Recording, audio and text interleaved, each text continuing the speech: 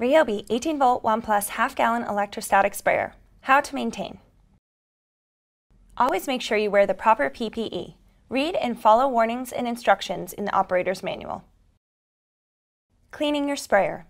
The reason we clean the tank and the nozzles on our electrostatic sprayers is to reduce the chance of any possible corrosion occurring due to the chemicals being used. First, make sure to drain any chemical left in the tank. Then, fill the tank with water. A small amount of household detergent may also be added.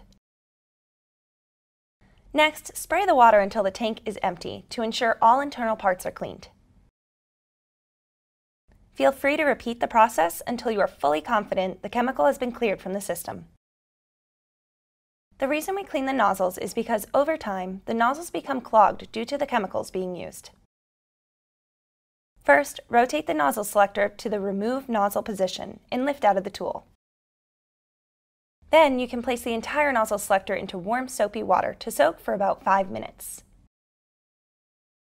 Agitating the selector in the water will help loosen some of the clogs, and you can do this by shaking it while submerged.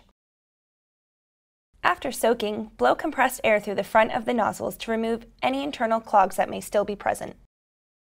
If the individual nozzles are still clogged, you can use the nozzle change tool included with the unit to take apart the selector. Once you remove each individual nozzle from the selector, soak them in warm soapy water.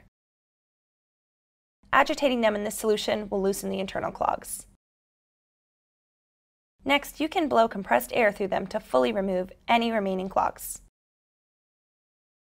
Before putting the nozzles back into the selector, ensure that the O-rings are back in place.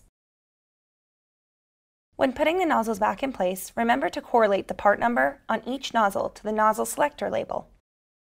Lastly, an important tip to remember, the labels on the nozzle selector match up with the nozzles opposite the label.